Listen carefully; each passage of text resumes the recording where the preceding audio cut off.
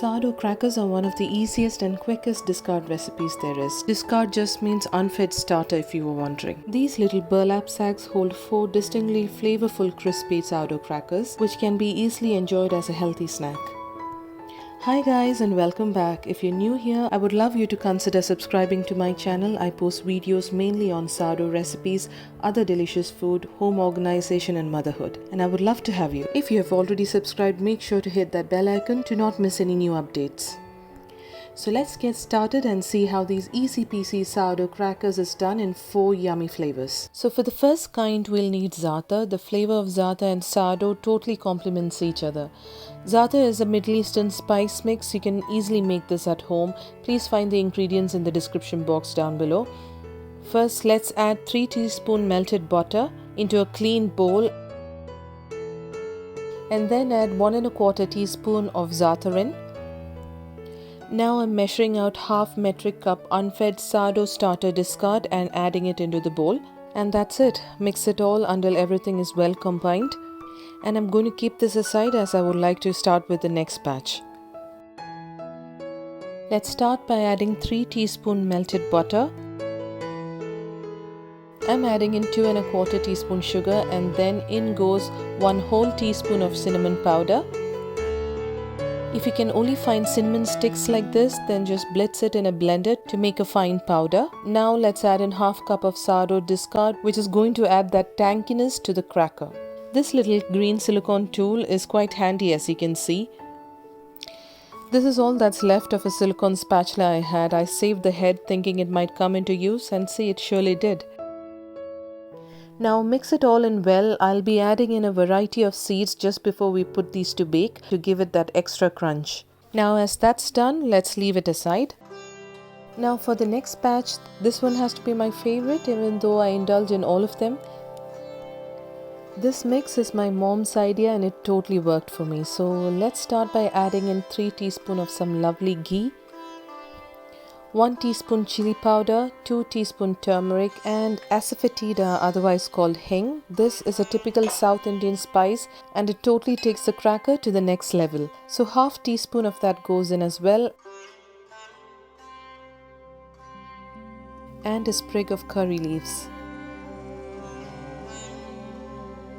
And of course half cup of unfed sourdough starter or discard.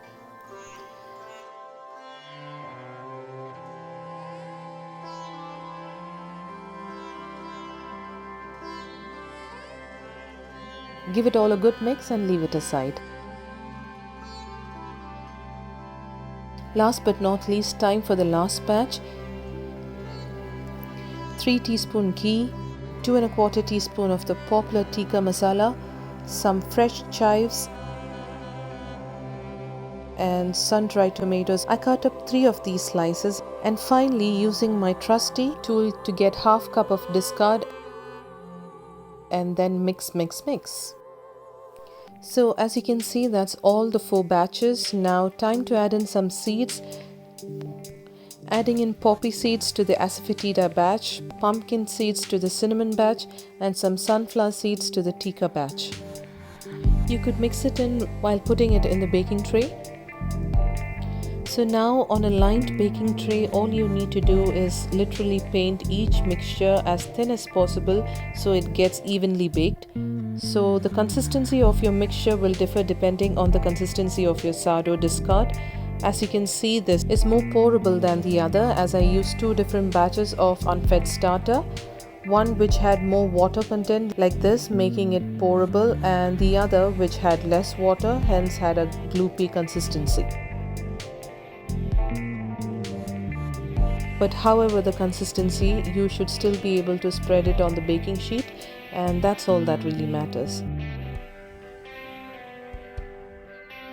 Once they are spread like this, let's place them in a preheated oven at 190 degrees Celsius for about 10 minutes until the mix lightly firms up. This is when you can score it if you like to give it a little shape, or you could leave it baking and then just break up the cracker sheets into little pieces once it has cooled. Here, however, I'm shaping it. You can easily score it into square pieces using a regular knife or using a pizza cutter as seen. I also made use of my kids' toy shape and it totally worked. Don't worry, these toy shapes are quite sturdy. It didn't deform or melt or anything of that sort. So now that it's shaped, let's put them back for another 20 minutes until it is fully baked. Keep an eye on it while baking, and if it is still soft, just put it back in the oven to crisp up, and here you go. It's all done and ready.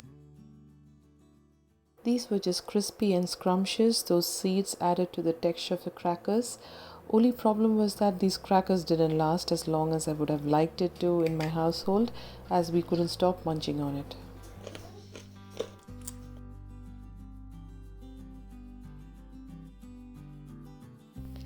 So hope you've enjoyed the video. If you have, be sure to hit that like button for me please, and subscribe if you haven't already. So see you in the next one. Lots of love and God bless.